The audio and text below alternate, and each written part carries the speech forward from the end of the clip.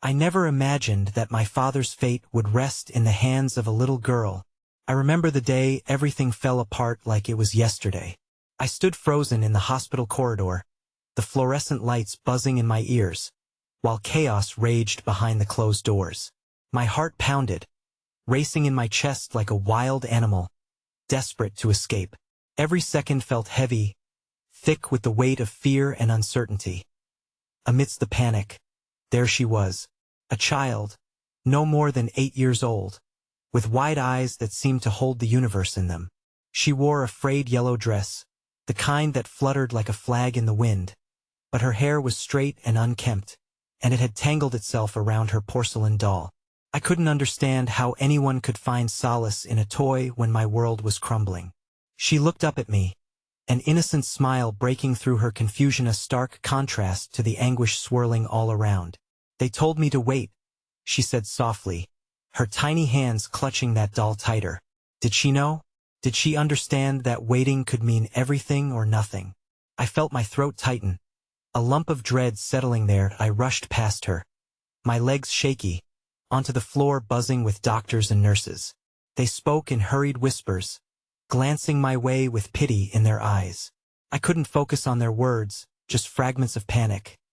Critical condition, emergency surgery, time's running out. My father Mihiro lay somewhere behind those walls, fighting for breath. My thoughts spiraled. What if this wasn't just a dream? What if I never got to tell him how much I loved him? As I paced, curiosity burned within me about the little girl, her strange presence magnifying my unease. The staff treated her with a strange reverence, as if she were a key to an unseen door. I caught snippets of their frantic conversations. "She has a gift, it's beyond our understanding." My chest tightened. What did they mean? Gift? I felt the tension in the air shift, like static before a storm. Suddenly, the girl took a step toward me and my heart raced. "You're worried about him," she said, her voice calm but potent. "He's going to be okay." My eyes widened. How could she know? I wanted to scream in disbelief, yet something in her gaze anchored me. Her certainty contrasted my growing despair. "Who are you?" I whispered, a chill creeping up my spine. Her smile faltered, and I sensed shadows passing over her features, fragile cracks in her brave facade. "I just know things, like the way the wind knows which way to blow," she replied, stepping closer. My spirit wavered, teetering on the edge of belief. Was she somehow linked to my father's fate? The very thought sent shivers through my limbs, but as quickly as she appeared, she turned, her little feet padding softly away. "Don't worry, they'll help him," she called over her shoulder, her voice echoing in the hallway. I stood, grounded in disbelief, as she disappeared around the corner. Just then, a doctor stepped out, his face a mask of urgency. "We need to find a way," he said, his serious tone pulling me back into reality. My heart raced. What did that mean? Suddenly, the ground beneath me shifted. I felt a cold grip of uncertainty. With a trembling hand, I looked back down the corridor, desperate for the girl's comforting presence. Had she vanished entirely, or was she a figment of my chaotic thoughts? I had to find her. I had to understand what she knew. Just then, a cry pierced the silence, the sound of my father's name being called, echoing through the air like a scream in the night. Who was that little girl? And how could she possibly save my father when everything felt lost? Hey! Before we continue with this amazing story, I need to give you an important heads up. Many subscribers have reported that YouTube unsubscribed them without warning. Take a quick second to check the red button below to make sure you're still subscribed to the channel. I'd hate for you to miss any of the exclusive content coming soon, and while you're there, smash that like button, it really helps me out with the algorithm. Oh, and tell me, in the comments, which city are you watching from? I love getting to know every amazing person who's part of this community. Your participation makes all the difference. Let's connect. The corridor seemed to stretch infinitely, the air hanging thick with suffocating dread. With every breath, I fought against the tidal wave of panic rising within me. My father's name echoed in my mind, reverberating like a haunting melody. Desperation clawed at my insides as I leaned against the cool wall, closing my eyes, willing the chaos to recede. I needed clarity, and yet, the more I grasped for it, the more it slipped away, and then I remembered her, those wide, all-knowing eyes, calm amidst the storm. I turned back toward the direction she'd gone, almost willing the universe to return her to me. But the hallway remained empty, the buzz of fluorescent lights mocking my despair. The doctors moved like shadows around me, the somber expressions etched on their faces a stark reminder of the reality I was drowning in. In that moment, it felt like all hope had abandoned me and my thoughts spiraled into a dark void, every horrific scenario flickering before my eyes like a rapid slideshow. In my mind's eye, I saw my father's favorite reading chair left empty, his laughter slowly fading into silence. Behind closed doors, a decision was being made that could alter my world. What if I wasn't strong enough to face life without him? The very notion felt like a knife twisting in my gut that I forced myself to breathe deeply, to stay grounded in the present. It was then I noticed the little girl again, crouched in the corner of the waiting area, her yellow dress a vibrant contrast to my gray despair. She hugged her doll to her chest, whispering soft words that I couldn't hear. Something drew me to her, a flicker of that irrational hope she had inspired before. Approaching her, I felt a mix of disbelief and determination. "What did you mean? How do you know he'll be okay?" My voice was quieter than I intended, trembling on the edge of fear and desperation. Her gaze met mine, unfazed by the tumult around us. "Because he needs to be. You need him to be," she prophesied with a sincerity that almost felt tangible. My heart skipped a beat, and with every beat, I could feel that reckless yearning for whatever answers resided within her as I knelt beside her. I caught sight of the doll, an unremarkable object to anyone else. Yet in her hands, it seemed magical, alive with dreams. The child must have sensed my struggle, and she brushed a small hand over the doll's head. "Sometimes he can hear you. If you talk to him. If you believe," she murmured. Her voice a gentle melody laced with wisdom beyond her years that I felt warmth swell in my heart, as foreign as it was welcome. "What do you mean?" I searched her eyes, searching for an understanding I could hold on to. "Things happen when you wish them with all your heart," she whispered, the conviction in her voice striking a chord deep inside me. With that, my brow knotted in confusion. What kind of nonsense was this? But somehow, part of me knew she spoke from a place of raw truth. "And how do you know my dad needs to hear me?" I asked, my voice barely a whisper. "Sometimes love travels across distances," she answered cryptically. "It's loud enough, it finds a way." Just then, the intercom crackled to life, and a voice echoed throughout the corridors, sharp and urgent. "Family of Mr. Martinez, please report to the surgical waiting room." My breath caught. What did that mean? Part of me wanted to run, to bolt for that room as if it would seal my father's fate. But fear rooted me in place. The little girl stood up, her hand brushing my arm, and for a fleeting moment, I felt her warmth seep into my skin, a balm for my anxious heart to go. "Speak to him. He's listening," she urged, her eyes glimmering with something mystical, and I felt something shift in me, a longing igniting the embers of hope. "Will you be here when I get back?" I asked, half afraid of her answer. She smiled, a radiant beam that cut through my worry. "They'll always be here. Just look for me." With a deep breath, I detached myself from this momentary cocoon of solace and hurried toward the waiting room, uncertainty coursing through my veins. The door loomed ahead, and just as I reached for it, a startling thought crossed my mind. What if the girl really could help? What kind of power lay within her innocence?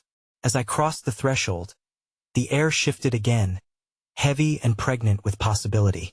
The waiting room was filled with anxious family members, faces marked by worry like mine.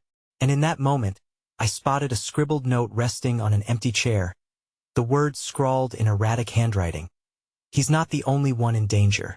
My heart dropped, and suddenly, the ground felt unsteady beneath me. What did this mean? I had no idea of the twisted turn my already shattered life was about to take. The air in the waiting room grew even thicker, pressing down on my chest like an anvil. My mind raced as I scanned the room, heart pounding with wild tension. The handwritten note felt like an anchor dragging me into a whirlpool of uncertainty. He's not the only one in danger. Who was the writer? And what kind of danger were they talking about?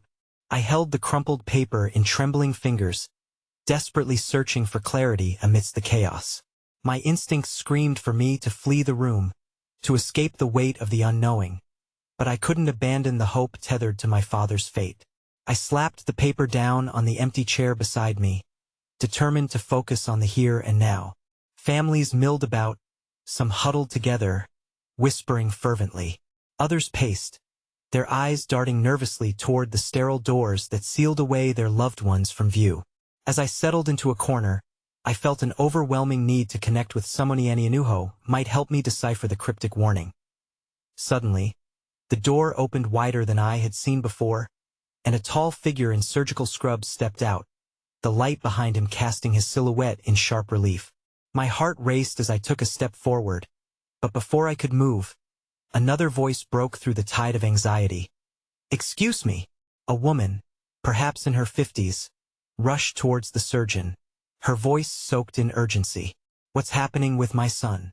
I need to know he's okay." The surgeon's expression never wavered, but my heart sank as he replied, "We're still in the process, ma'am. I assure you, every possible measure is being taken." I clutched the edge of my chair, a cold sweat forming on my brow. In this very room, there were countless fears, yet my mind circled back to the girl in the hallway. The compassion in her demeanor ignited a flicker of resistance against the despair threatening to consume my resolve. "Excuse me," I blurted out, the desperation in my voice echoing my inner turmoil as I approached the surgeon. "My father, Mr. Martinez. Is he?" But before I could finish, the surgeon's gaze turned to me.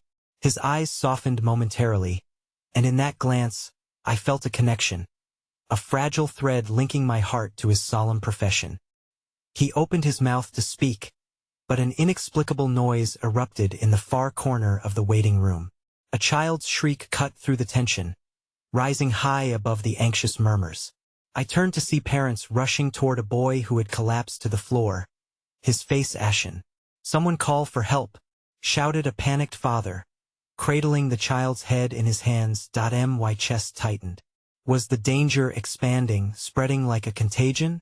I thought of the note, the child's ominous warning hovering just outside my consciousness. How could the doctor help everyone all at once? Moments blurred into a flurry of activity as medical staff rushed toward the downed child, and I felt the walls of the waiting room constrict, fear pummeling me from all sides. My own fear morphed into something else, an overwhelming empathy for the frantic parents battling their own storms of uncertainty. Amidst the chaos, I caught sight of the little girl from before slipping through the crowd. She weaved effortlessly past adults twisted in panic, her yellow dress a beacon in the darkness. I tried to call out to her, but my voice drowned in the overwhelming fright surrounding us. She turned to me for just a heartbeat, her wide eyes sparkling with a knowing light before she disappeared around the far corner of the waiting area. And that instant, I made a decision to face not only the darkness enveloping my father's situation but the turmoil unfolding around me. As the crowd surged, I positioned myself away from the center of chaos and approached an older couple standing by a nearby window. Their faces reflected raw agony, defeated yet desperately hopeful. "Is there anything I can do for you?" I asked, my voice steady despite the anxiety racing through me.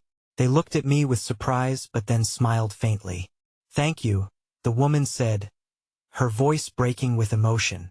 "We just want our boy to wake up." I nodded, feeling something inside me shift. Perhaps offering kindness to strangers could light a path through the shadows.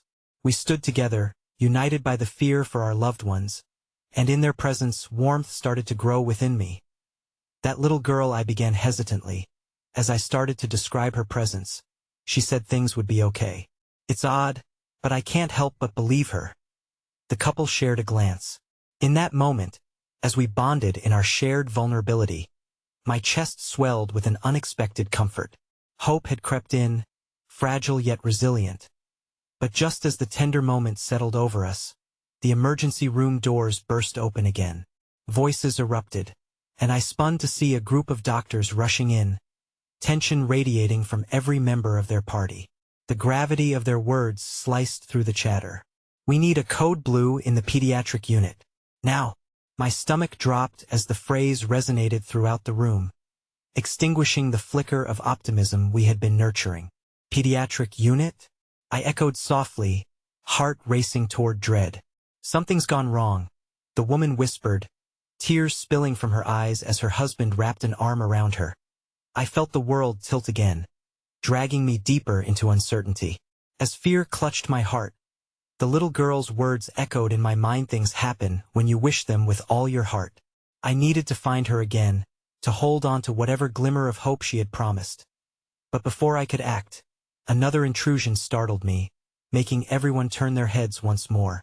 A new figure appeared at the forefront of the crowd. He was tall, dark-haired, and caught my breath in my throat. My heart raced. Could it be true? Could he bring news of my father? Or would he unravel everything further? Without knowing what awaited next, I felt the weight of the room shift. The pieces of our fractured lives were moving unexpectedly, and I was left wondering if I was ready to face yet another shocking revelation. The tension radiated through the waiting room like a live wire, pulsating with uncertainty and fear. As the figure stepped into view, his sharp features chiseled with worry, I felt a flicker of recognition but couldn't place him. He seemed out of place amidst the chaos, a solid anchor in this sea of turmoil. But as the moments dragged on, with the murmurs of the room falling silent at the man's presence, I locked eyes with him and my heart constricted momentarily. He approached me with a grave urgency that warranted my full attention. "Are you Mr. Martinez's daughter?" His voice was steady yet laced with concern. "Yes, I am," I replied curtly, holding my breath as the weight of the question hung in the air, laden with unspoken possibilities. "My name is Daniel," he said, a hint of relief flickering in his eyes as if he had been searching for me. "I'm a friend of your father's from the community." I was worried when I heard about the accident. The words caught in my throat like a fish bone, and I felt an instinctual urge to cling to his presence. Had he known my father in a way that could offer comfort? Or perhaps insights into how deep this danger ran? Before I could formulate my thoughts, another commotion erupted in the waiting area as more families gathered around, each drawn by the alarming urgency swirling in the air.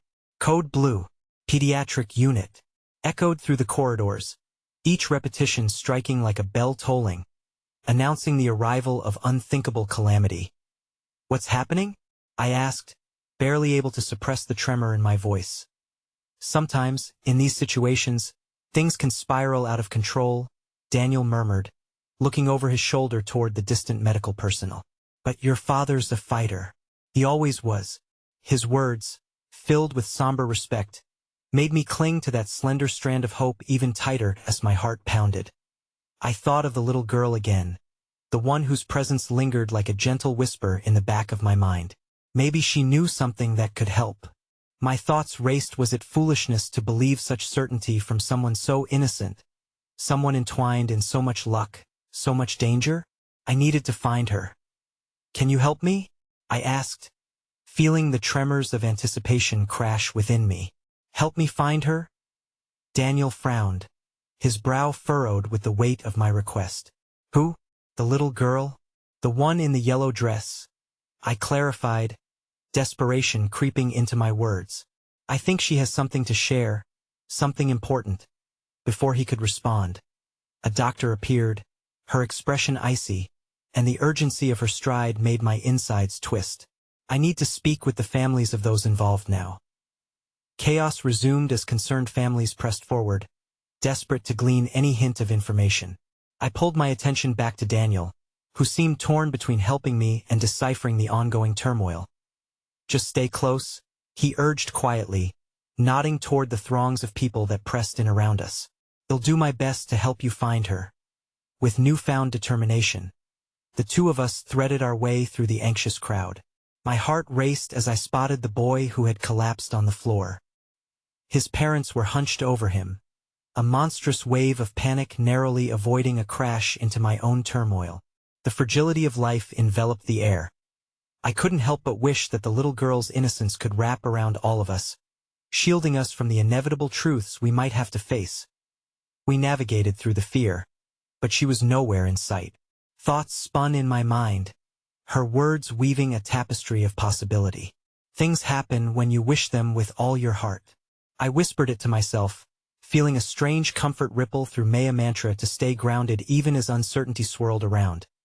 Just as I began to lose hope, a flash of yellow caught my eye in the midst of unfolding chaos. And there she was, a small beacon against the backdrop of despair. She stood alone, her gaze fixed ahead, as if studying the scene with a serene detachment. "Excuse me," I called out, pushing through bodies until I was close enough to kneel beside her. "You don't know me, but can you tell me what you meant before? About everything being okay?" The little girl turned to me, her eyes luminous with wisdom beyond her years.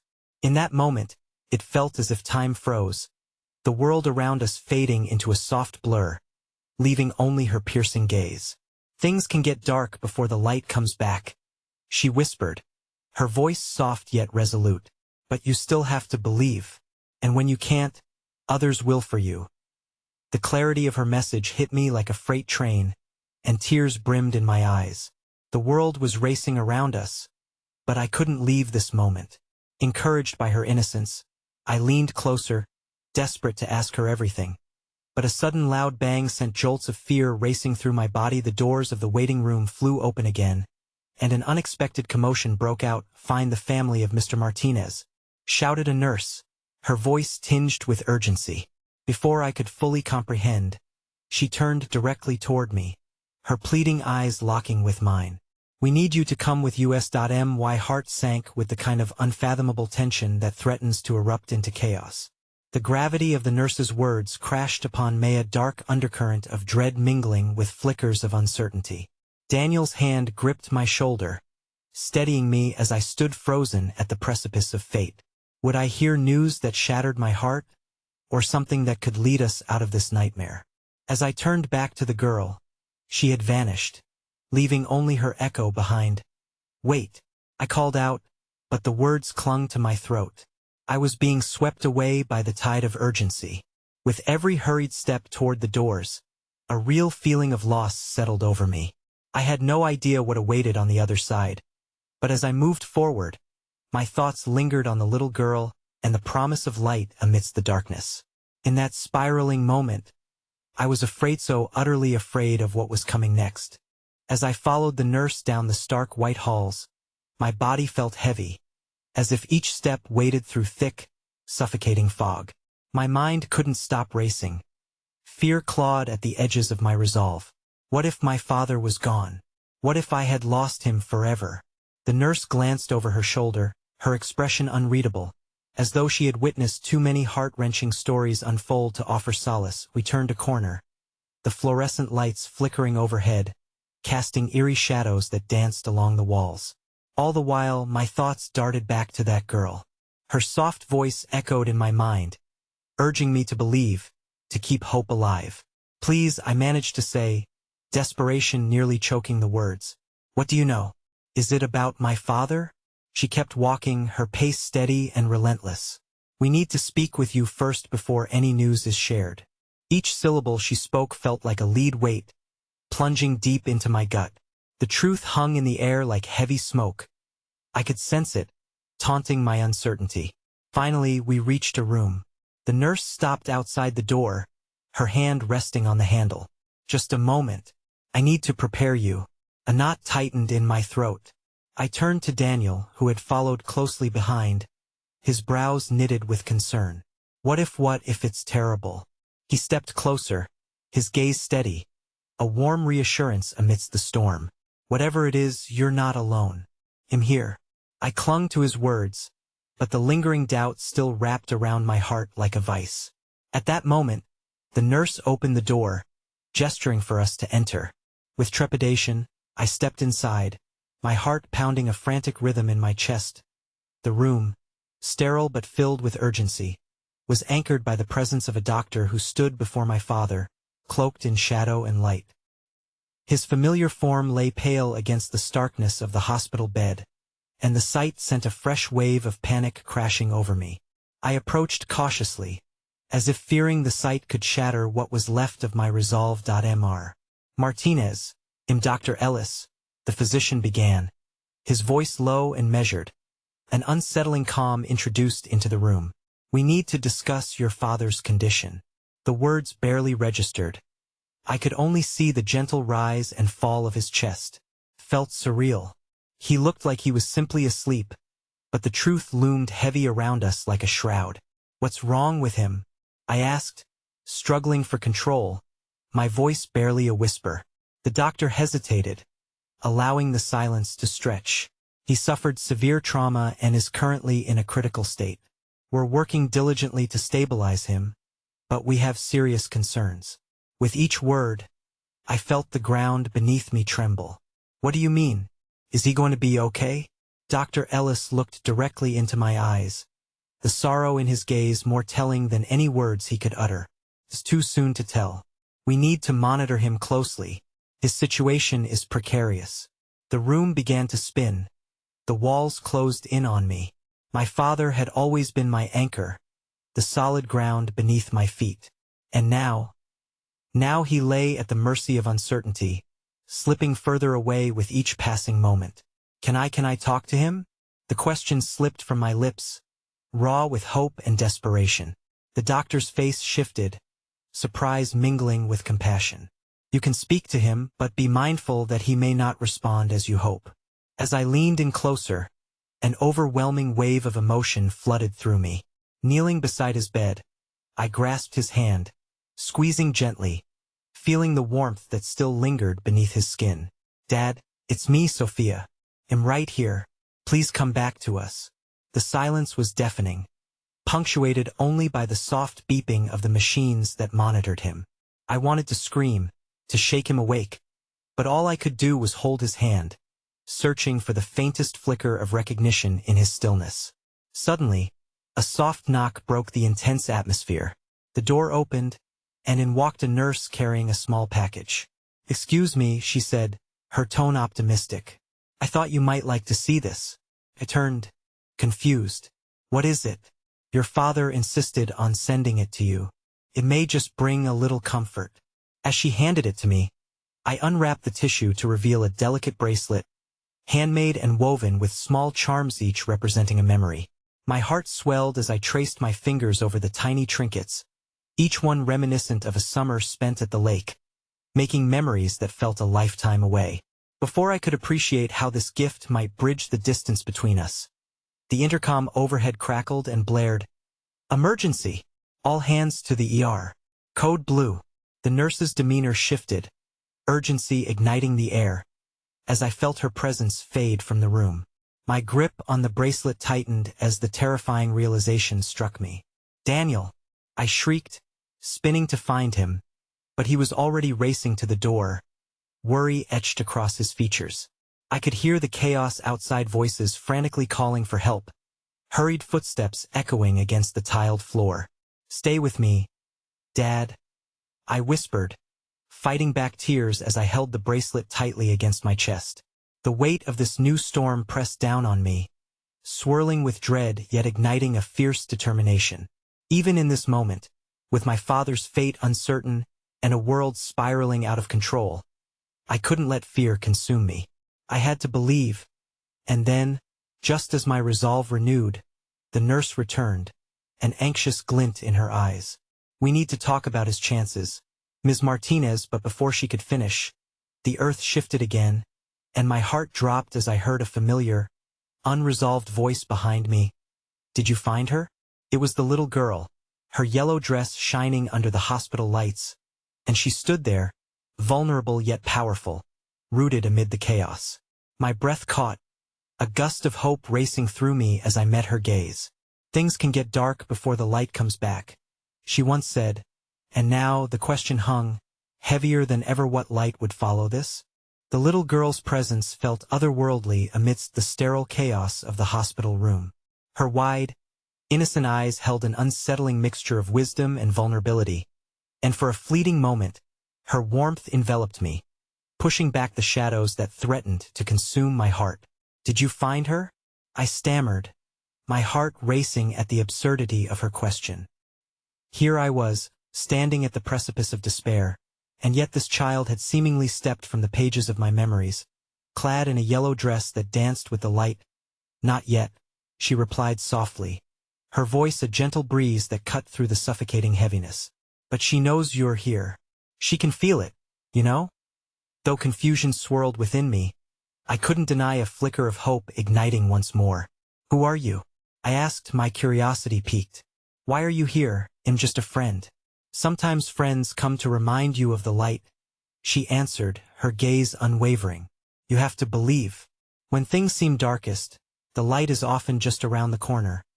Before I could delve deeper into her meaning, the nurse, still visibly shaken, stepped in, her clipboard clutched tightly to her chest.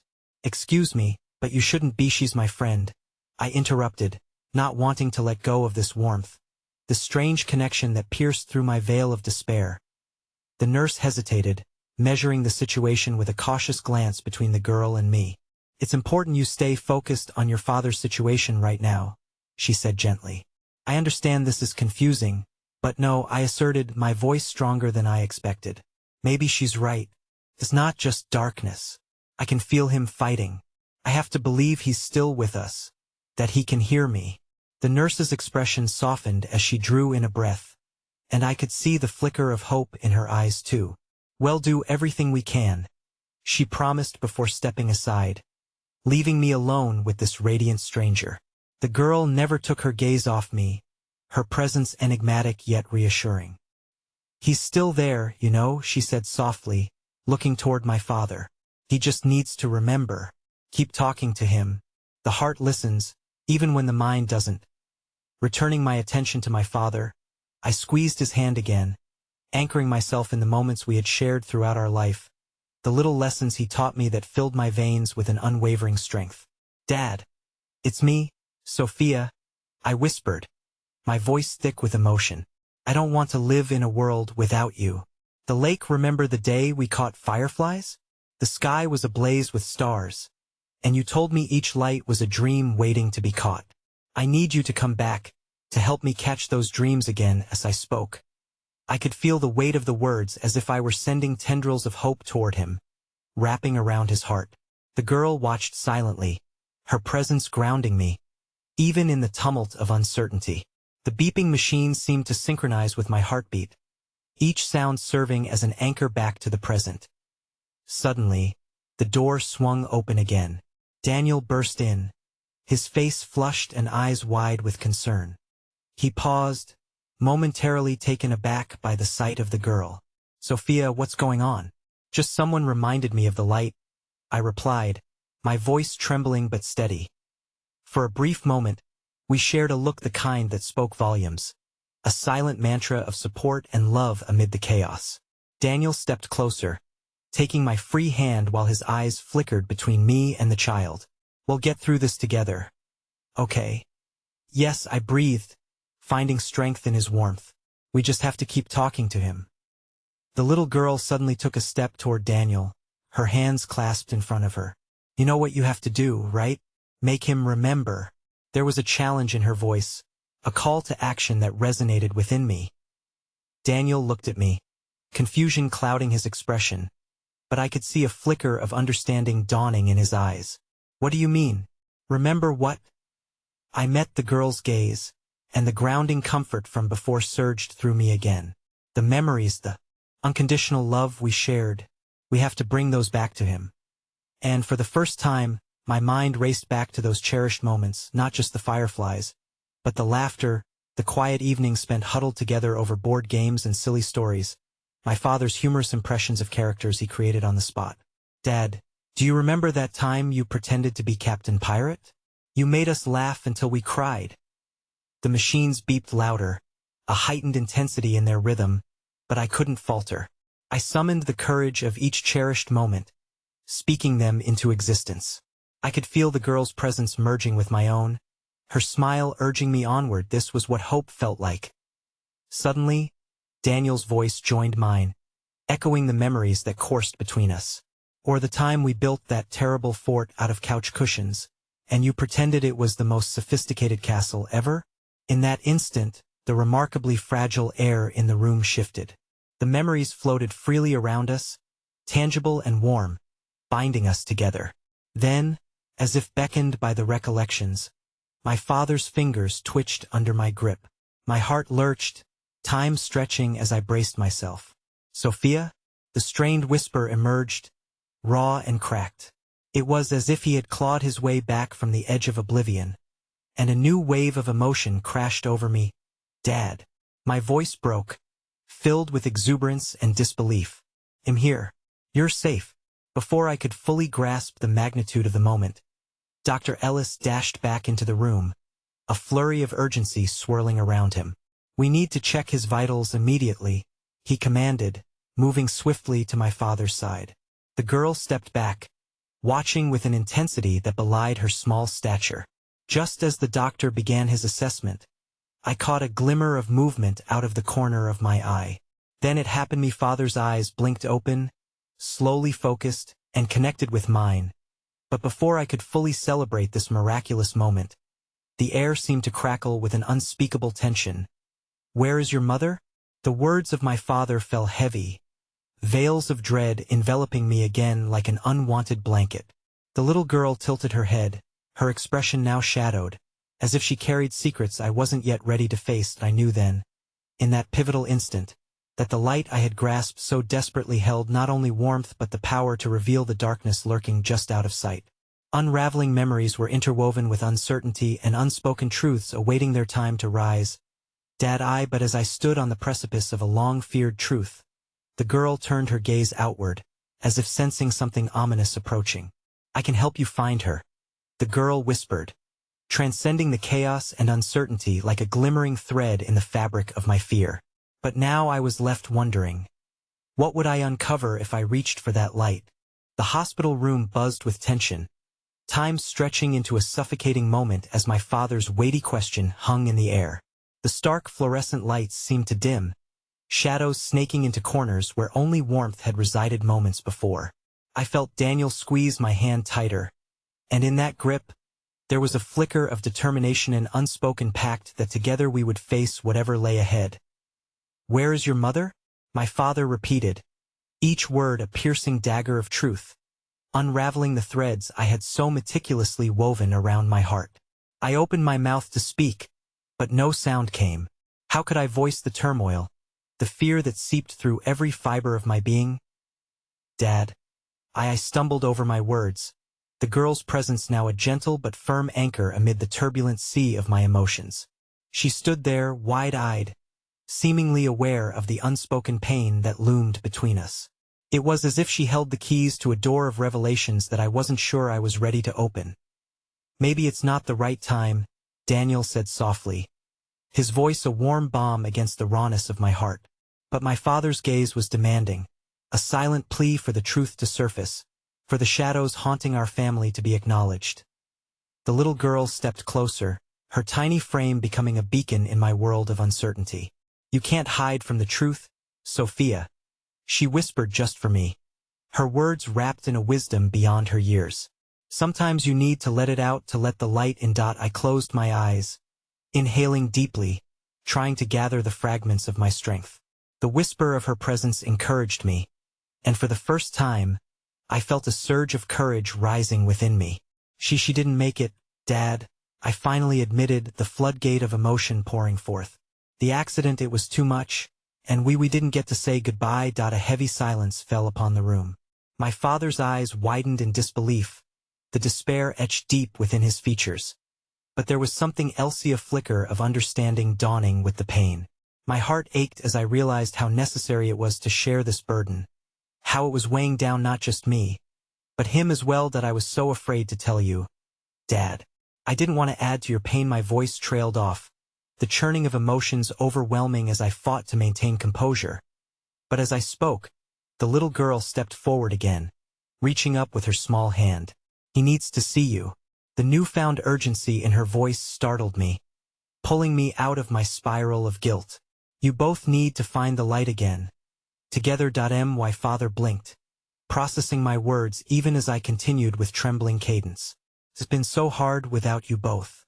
I've missed her every day, and I thought if I could just hold on, maybe we could keep the memories alive." The tears streamed down my cheeks, a cathartic release of the burdens I had carried silently for too long. The machines droned around us, but in that moment, the girl's presence seemed to amplify my father's own recollection. His brow furrowed, and the slightest twitch of recognition lit his gaze. "What was she like?"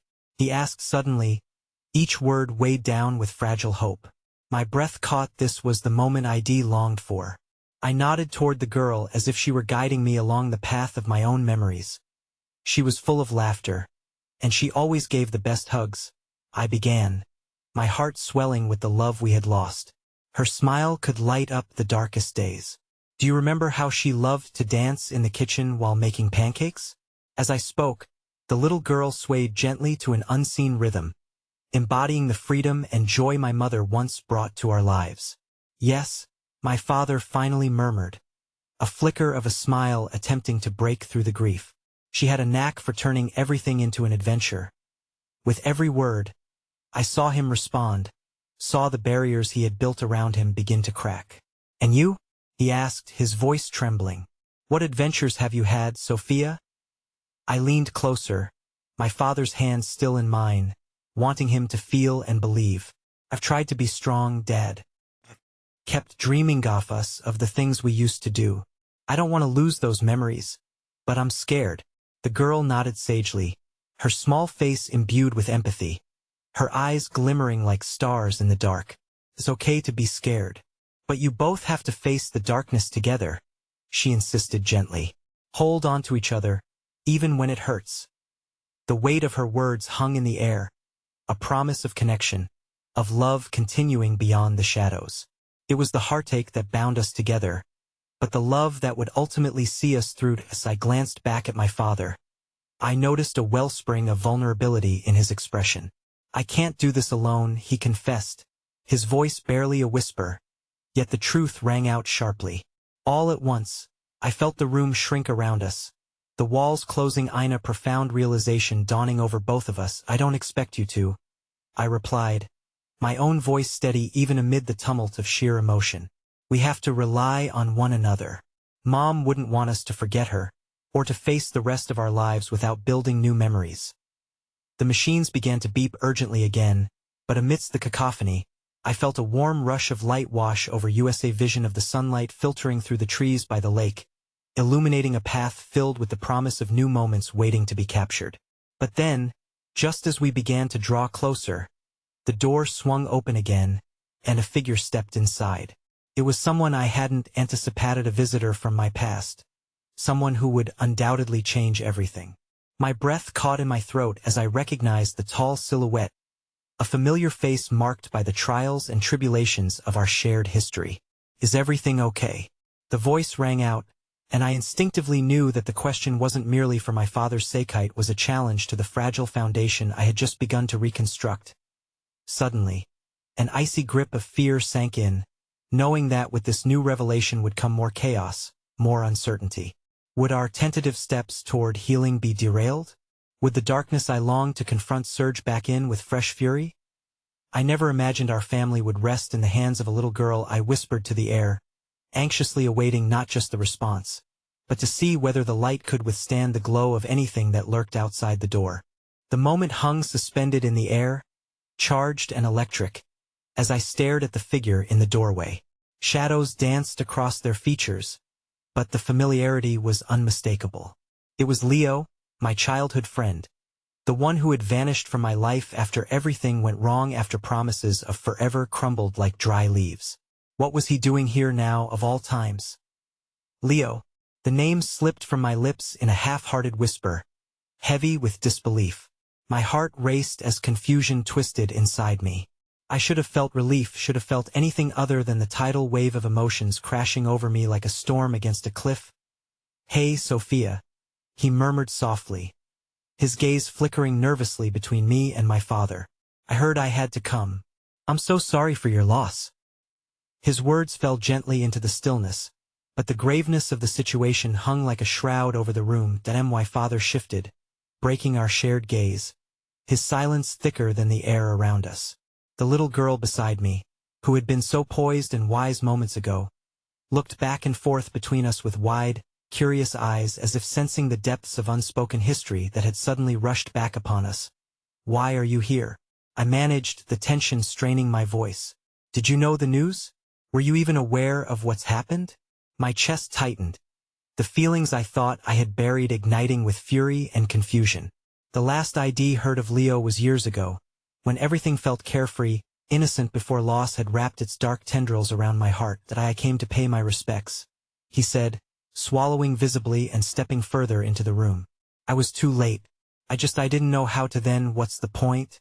I interrupted, the biting edge to my tone causing Daniel to squeeze my hand tighter. I couldn't let this moment disrupt the tentative closeness I had almost forged with my father. "You just disappear and come back when it matters the least?" Leo's expression faltered, regret boiling beneath the surface. "I didn't mean to leave you behind, Sophia. I thought I needed time away to understand my own life, but then it felt wrong to return without truly facing it." "Facing what?" The words shot out, almost venomous as they left my lips. My emotions were spilling, unfiltered and raw. "Facing the mess you contributed to? The family that fell apart? Because right now, I don't know if I can handle you trying to paint yourself as some supporting character in my tragedy." He took a step back, the weight of my words hitting him like a cold wind. "I'm sorry, I didn't mean to hurt you, but I can't change the past. We've all lost so much." The sincerity in his voice caught me off guard, yet anger churned within me, painfully at odds with the flicker of tenderness creeping into the dimness. "Mourning doesn't always come with a playbook, Leo," I shot back, fury etching my features. "You don't get to just show up again to be part of the narrative you abandoned without consequences." The little girl, who had been watching with an intensity far beyond her age, reached up once more, placing a gentle hand on my arm. "Sophia, he's trying to understand, just like you are. Maybe he could help." Her innocent wisdom sliced through the tension like a knife, injecting a moment of stillness into my whirlwind thoughts. I glanced at her, then back at Leo, the conflict inside me swirling like a tempest. Was I ready to accept his presence? Could I allow remnants of our past to weave back into the fabric of my current reality? Before I could respond, my father's voice broke through the haze, shaky but resolute. "Leo, why did you really come here?" Deep lines of worry creased his forehead, a glimmer of something deeper gleaming in his eyes. "You're right. I can't pretend to understand what you both are feeling right now," Leo replied, his voice trembling with vulnerability. "But I needed to know how you were, especially since it suddenly." The machines in the room began to beep louder, sending a shock of panic through us. I spun, feeling a surge of alarming energy swarm around us as I thought of my father's own fate hanging in the balance. My heart picked up pace, realizing we weren't just wrestling with our past, we were also facing a future that might spiral out of control. "Wait, is everything okay?" I breathed, my instincts battling the earnestness in our shared moment of rediscovery. My father's health was precarious. I needed to focus, not on the ghosts of the past stirring back into existence, but on what lay before us. We're in here trying to fight our own darkness. What does any of it matter if... The little girl squeezed my hand tighter, her gaze penetrating and sure. "You're stronger than you think, Sophia. You can do this. You don't have to choose between the past and the future." A luminous truth throbbed beneath her words. But still, fear clung to my heart like molasses. I was trapped in a game of emotional tug-of-war, my heart pulled between familiar grief, the flicker of hope in my father, and the unexpected reinvention of a long-lost friend. As I prepared to confront whatever mystery lay ahead, the doorway swung open once more this time, revealing a flurry of nurses rushing in, their faces a mixture of urgency and concern. "Mr. Ramirez, we need you to remain calm," one of them called out as they moved to my father's side, my own fears bubbling over in response to their sudden intrusion. My heart raced as new uncertainty flooded my thoughts. Would this be the moment that forced us apart again? Or could it act as a catalyst for change? Each breath felt fractured as time fell into a haunting stagnation. I won't lose him too, I thought desperately, but the question remained, could I hold together the fragments of what once was Or would the new bonds I was struggling to build fail under the pressure of haunting memories and unresolved hearts? As I glanced desperately at the girl, her eyes shone with encouragement yet spoke of something more profound. In that moment, a silent promise echoed through the chaos. I had to be ready to face both my ghosts and the man standing before me. But as Leo stepped forward, his hand trembling as he reached out for my father, a new cascade of emotions rushed through me. Who did I really want to be right now? And was the future I had tried to avoid simply waiting to unfold, no matter how dark the days might still feel? Just as I thought I might muster the strength to move forward, the lights flickered ominously overhead. With a loud crack, the fluorescent lighting dimmed briefly, then surged back to Lithian unsettling prelude to what lay ahead. What was that? I whispered, my heart pounding in my chest, as I realized that we were all standing precariously on the edge of the unknown, each of us with our paths intertwined, waiting for a decision that would lead us either to healing or deeper despair. The next few moments felt like an eternity wrapped in uncertainty. The room pulsed with hurried voices and the beeping of machines, a cacophony that weighed heavily on my chest. My father, once the pillar of strength in my life, lay vulnerable and weak, and I could feel the ground beneath me slowly eroding. I squeezed the little girl's hand, drawing strength from her unwavering gaze, and took a step closer to my father. Stay back. Please, just let us do our jobs, a nurse called, her voice sharp yet laced with an undercurrent of sympathetic urgency. I couldn't tear my eyes away from the scene. Leo stood beside me, finally closed off, as he tried to blend into the chaos unfolding before us. His presence felt like a memory I had not yet recorded. He was both there and ethereal. My emotions, a tangled mess of anger, nostalgia, and sorrow, wrestled within me, each pulling me in a different direction. What do we do? Leo's voice was hoarse, an ocean of uncertainty mirrored in his eyes. Felt strange, this overlap of past and present. When had our stories begun intertwining in a way that felt painfully reminiscent yet achingly new? As I watched the nurses maneuver expertly, my heart ached for my father. Help him, I murmured half to myself. But my internal plea grew louder, reverberating in my mind like a prayer. You can't leave me too. The little girl tugged at my sleeve, her tiny voice barely a whisper amid the hospital tumult. Sophia, you need to be brave. The light is coming. I turned to her, confusion knitting my brow. What light?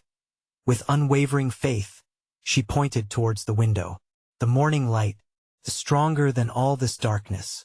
My gaze followed her gesture, and as the pale dawn crept through the blinds, my heart wavered between hope and despair.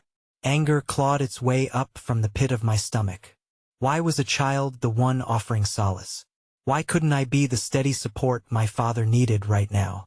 The disappointment in myself gnawed at the edges of my resolve, leaving me feeling both small and achingly human. The beeping from my father's heart monitor took on a frantic rhythm, and my breath hitched in my throat.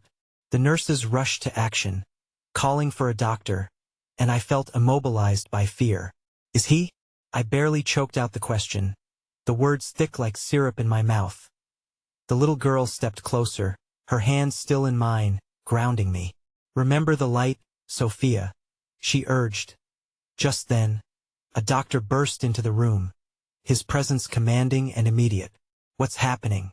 He asked, eyes narrowing as he assessed the situation. The panic around filled the room like a suffocating fog, but his confidence cut through it. Heart rate is dropping, a nurse reported, as they moved to reposition my father, adjusting feeds and machines, the rhythm of life hanging in the balance. Dad, I called out, my voice breaking. Please fight for me. Leo turned to me, anguish tracing his features. Sophia, don't. Just don't. I snapped, the tenderness between us tainted with frustration and fear. You don't get to comfort me now. You left. He flinched, the pain deepening the hollows under his eyes. I came back. I just didn't know how, he said, his voice barely a whisper. The longing for connection mingled with unhealed wounds, fraying my composure at the seams. The chaos swirled around us, yet the little girl's grip remained steady, her small fingers lending warmth to my cold uncertainty. Sophia, focus on the light. she repeated with a quiet insistence. With the storm of emotions crashing around me, something inside quivered to life, igniting a flicker of purpose. The light, I whispered, each syllable a step deeper into the unknown. Keep breathing for him, Sophia. He can feel you, the girl encouraged, her calm radiating even as shadows swept over my father's figure. The medical team worked furiously, their voices rising and falling in urgency. I closed my eyes, and deeper in the essence of who I was, I felt the light pushing against darkness. You're not alone, Dad. I'm here. Please hear me. Slowly, the beeping rate began to stabilize, a tentative relief wrapping around the room in an almost tangible way. It was fragile, this moment, but it balanced precariously on the edge of hope. Just as calm began to settle, the door swung open again, ushering in an unexpected figure, one that froze me in place. My mother stood there, her pale face illuminated as if she were a ghost stepping back into reality, her presence like thunderclouds looming on the horizon, catching light before a storm. What are you doing here? Leo's voice trembled, and instantly, the fabric of tension changed as she looked at him, emotions flickering behind her eyes. Memories rushed back, good and gut-wrenching alike. Had my mother really come to haunt us in this moment? Or was there a deeper reason she had appeared now, when everything seemed to be unraveling? A barrage of questions rushed through me. What did she know? Did she see the fractures we believed healed? And why now, when I was finally trying to hold things together? The little girl squeezed my hand again, anchoring me in reality, but the looming presence of my mother felt unsettling, as if she were drawing shadows forth from the corners of my mind, forcing me to confront a past I desperately wished to forget. Mom, I breathed, overwhelmed. What does this mean? The horizon of our lives shifted once again. The floodgates ready to burst this moment could be the key to unraveling or rebuilding the threads we had all once cherished. But no matter what lay ahead, everything felt infinitely charged, and I couldn't shake the foreboding presence of cracks forming beneath my feet. I could only hope the steady flicker of morning light would expose the way forward, even as the shadows grew thicker around us all. The atmosphere in the room was electric, a vivid tapestry of unspoken fears and tangled emotions cascading around us. My mother stood like a specter framed in the doorway, an ethereal figure caught between the light and the dark, while the chaos of my father's condition unfurled in waves of urgency and strife. I don't know what I expected from her arrival. Some kind of profound answer, perhaps, but instead, my heart thundered wildly in my chest, teetering between disbelief and unquenchable hope. Mom, is that really you? My voice trembled as I tried to reconcile the reality I was witnessing. The little girl beside me didn't let go of my hand, a warm, steady pulse anchoring me in the uncertainty. The air thickened, suspended in time's frantic dance, and I felt both the weight of my childhood dreams crumbling and a flicker of light cutting through the dark recesses of my mind. She stepped forward, drawing closer, her gaze piercing through the layers of pain that cloaked us. I couldn't stay away, she whispered, her voice tentative yet filled with a mother's fierce call to love. I've always been here. I felt a tremor course through me, the memories flooding back, sunlit mornings filled with laughter, soft embraces overpowering the sorrows of the world, her laughter entwined with my childhood dreams. But you left. Mom, you left us, I said, my voice a strange mix of anguish and yearning, each word breaking me open further. I wanted to scream, to cry, to hold her fiercely until the distance between our souls diminished. That I know, she replied, her eyes glistening with unshed tears, as real as they were haunting. I made mistakes, and I never meant for it to end the way it did. But I'm here now, and your father, he needs you both. The revelation struck me with the force of a storm crashing through a fragile sky. My father, was he really fighting? I pulled my focus back to him, the beeping of machines now a rhythm urging us forward, while the flicker of hope pressed against the heaviness in my heart. Mom, I whispered again, my breath hitching in desperation for connection. You have to help him. Now's the time. Tell him we're not losing him too. The ease with which I spoke her name felt almost surreal, the comfort weaving through my memories like sunlight filtering through leaves. Just then, the little girl squeezed my hand tighter. Light comes in many forms, Sophia. Sometimes it's the memories that keep us here. The love we share transcends distance. Her words wrapped around me like a comforting blanket, further illuminating the path ahead as if propelled by her unyielding faith. I took a step forward, glancing from my mother to my father, who remained still, unyielding against the challenges he faced. His breaths were shallow but consistent, a battle to hold on while we wandered through the wilderness of our collective grief. "Dad, we love you," I called out, allowing my voice to lunge toward him, a lifeline of affection reaching across the chasm of despair. "We're here. You're not alone." The rhythmic beeping began to soften, each tone responding to the conviction of my heart, vibrating with promises of resilience. I felt a pulse of energy filling the room, rising with each shared moment, a collage of memories building an invisible bridge to the soul of the man I adored more than anything. "Do you remember that time we camped in the backyard?" I asked softly, battling the swell of emotion. "When you first taught me how to ride my bike. I swore I'd fall, but you kept holding on, helping me balance. You were my rock."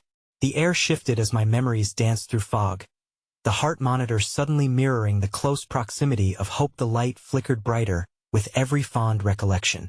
My father's hand twitched, an encouraging sign that perhaps he could hear me buried beneath layers of uncertainty. "Dad, please fight for us, for all the memories yet to create. You're my hero." I felt Daniel's grip tighten around my hand, his steady presence combing through the chaos, as if to say he believed in this too.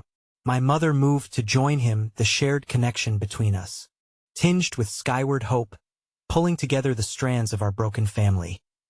"Your love rewrites the past, my beautiful Sophia," my mother whispered, her voice a nostalgic hum that wove us together through the reverberations of heartache and longing, her hand brushing against mine.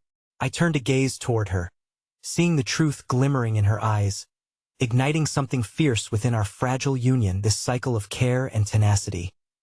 "Fight, Dad," my voice cut through, shaking with the urgency of the moment. "You taught me everything I know about strength. We've been waiting for you, I've been waiting for you." And then, it happened. With the scientists of fate lining their paths, a miracle pulsated through the sterile air. My father's fingers moved more deliberately now. They squeezed, and with a raspy intake of breath, unsure yet unwavering, he peeled open his eyes. Where were you?" he croaked, his voice barely escaping from dry lips, yet it bore a deeper weight, an invitation back to the surface. "I am right here, Dad.